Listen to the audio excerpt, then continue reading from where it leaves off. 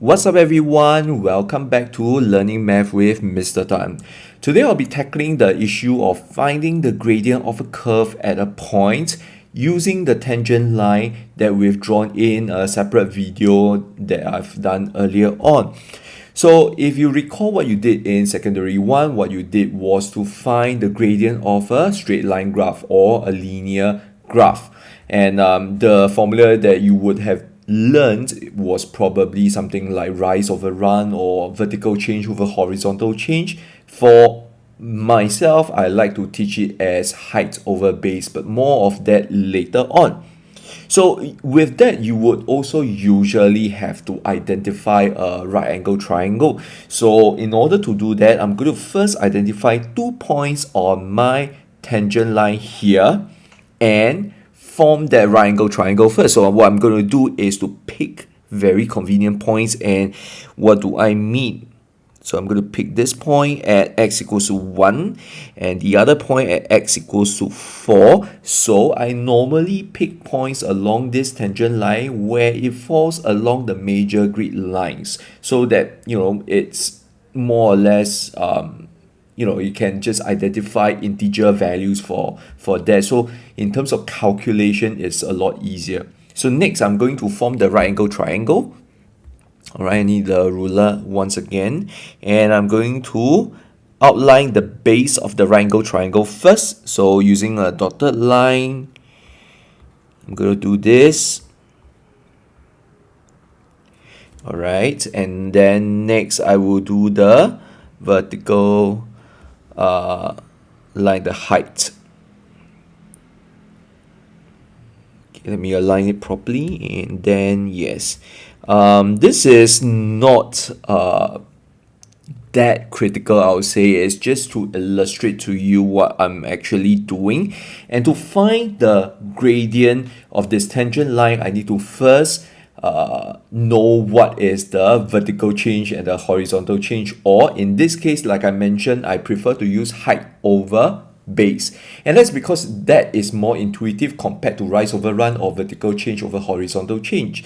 In primary school, you will have done like area of triangle and you will have used the terms base and height. So I find these two terms more intuitive, something more comfortable for us to learn. So I'm going to use this and say that, okay, my gradient is height over base. So I'm just going to put it here, gradient equals to height over base.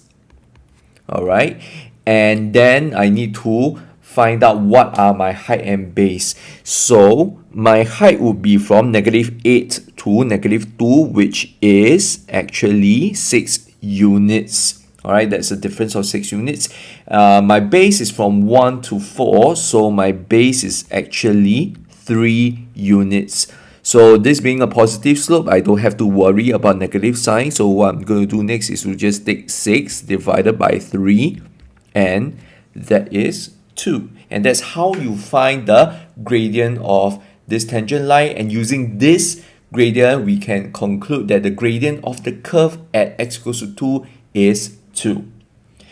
The following part will be for students who have done calculus in secondary school for A maths. All right, so if you are not doing A maths, or if you are at, for example, secondary 3 and you have not done calculus in your A maths classes, you can feel free to skip this part or revisit this when you are in secondary 4 where you have done calculus. So the technique I'm going to use here is differentiation. So what am I doing here next is just to verify my answer is indeed correct, and just to verify to you that this technique of drawing tangent line is more or less acceptable. All right, because it's going to give me the accurate answer anyway. So of course, to check the answer, you can flip to your answer key, but in all likelihood in exam, you don't even know what is the correct answer. So you need a way to find out. So if you happen to know calculus, that's good. So I'm going to differentiate this function. So I'm going to use perhaps a different color ink just to distinguish between the working required versus the checking. So I'm going to differentiate that. So dy dx of the function y equals to x squared minus 2x minus 6 would be 2x minus 2. And next, I want to find the dy dx at x equals to 2. Alright, and that would be substituting 2 into the x, and it's going to give me the same answer as I found out earlier on. So hopefully this convinces you that, okay, well, this technique about the drawing of a tangent line more or less would give us an accurate answer. But that's subjected to whether your curve is drawn accurately. In all likelihood, most of our curve will deviate somewhere, somehow, by a little bit. But by and large, it should more or less give you a proper reading of the gradient if you follow my technique closely.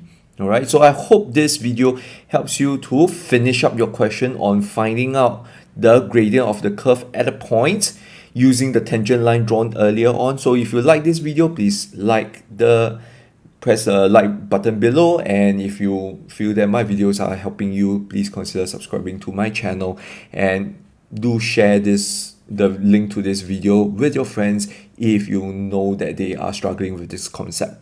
Alright, so until the next time, you stay safe and goodbye.